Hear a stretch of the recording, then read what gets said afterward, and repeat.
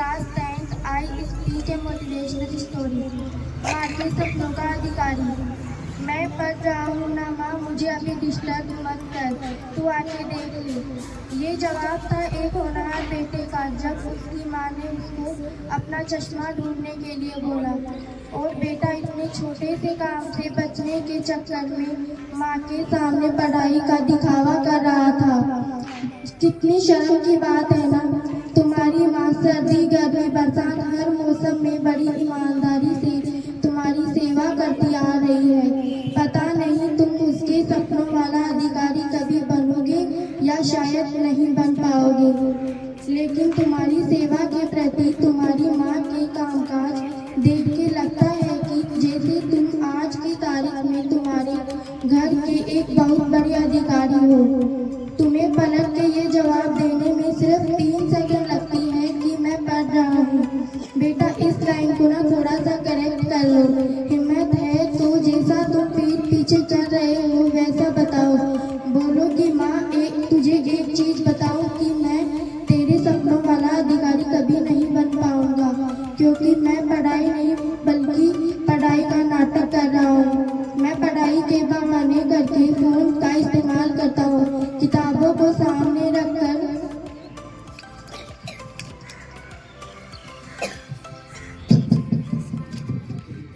Facebook Instagram चलाता हूँ।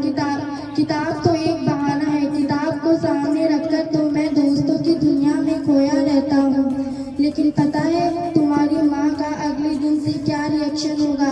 सोचा कभी? कुछ रिएक्शन नहीं होगा। वो अगले दिन फिर से 4 बजे उठेगी और उठते ही सबसे पहले तुम्हारे रूम में तुम्हारा कूलर बंद करने आएगी कि कहीं मेरे लाडले अधिकारी को जुकाम न हो जाए। शर्म की बात है, तुम्हारे स्कूल के टेस्ट 2 साल में 10 बार होते होंगे, लेकिन तुम्हारी माँ का इम्तिहान रोज होता है। जब उसको छोटे छोटे काम के लिए जवाब सुनने को मिलता है कि माँ मैं पढ़ रहा हूँ, अरे बोल दे कि नाटक कर रहा हूँ। माँ मैं पढ़ रहा हूँ, अरे बोल दे कि देख रहा हूँ कि किस किस ने मेरा स्टेटस देखा। माँ मैं पढ़ रहा हूँ, अरे बोल दो अधिकारी साहब कि तुम किताब को सामने रख के मधुर सपनों में खोए हुए हो। तुम्हारी माँ के सपने सिर्फ और सिर्फ तुम्हारी सफलता तक ही सीमित होकर रह गए हैं।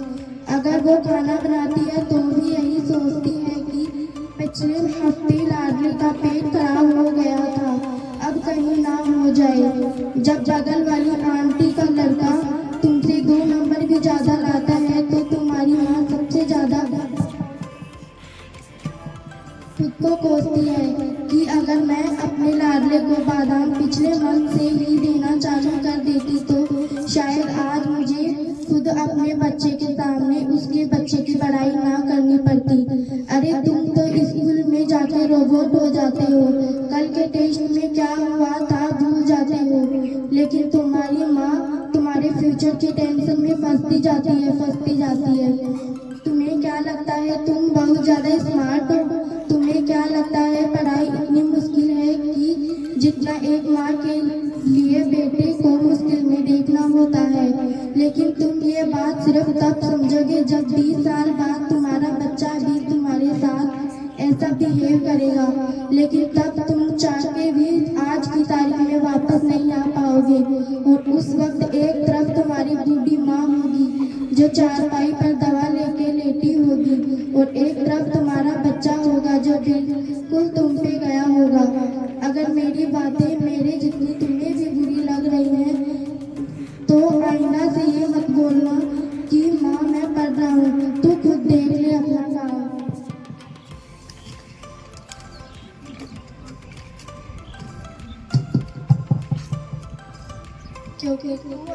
क्योंकि तू अपने काम अपने आप से पूछ कि तू कितना पढ़ता है और सोशल मीडिया कितना चलाता है। क्या ये पढ़ाई ये किताबें तुम्हारी माँ के विश्वास से ज्यादा बड़ी है? तुम्हें पता नहीं है कि जब हम पैदा हुए थे तो घर में बहुत खुशी मनाई गई थी। पता नहीं तुम्हारी माँ कैसे कैसे नजर उतारी गई थी, तुम्हें हर सुविधा दी गई थी, लेकिन जैसे जैसे तुम बड़े हुए इन चीजों को तुमने ग्रांटेड लेना शुरू कर दिया कि ये तो हमेशा से ही ऐसी थी। तुम क्यों नहीं समझने की कोशिश करते कि तुम अपनी माँ के सपनों वाला सक्सेसफुल इंसान सच में बन सकते हो। तुम क्यों नहीं समझते कि तुम अपने माँ को घर के इतने सारे काम से जल्दी से रिटायर कर सकते हो तथा उनकी बची हुई जिंदगी को आराम से कटवा सकते हो। याद रखना मेरे दोस्त, वो अपने लाडली से प्यार करती है, वो नौकर नहीं है तुम्हारी। अगर वो जिम्मेदारी ले रही है तो तुम भी कुछ बड़ा करने की जिम्मेदारी लो। अरे कम से कम इतना तो कर ही सकते हो कि झूठ बोलकर धोखा मत दो। हर एक सक्सेसफुल इंसान के पीछे एक औरत का हाथ होता है और वो हाथ है तुम्हारी माँ का, जिसका खून तुम्हारे शरीर में दौड़ रहा है।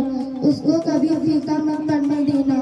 जिसको आप सक्सेसफुल देखना चाहते हो सकता है वो अपनी माँ के सपनों को पूरा कर पाए।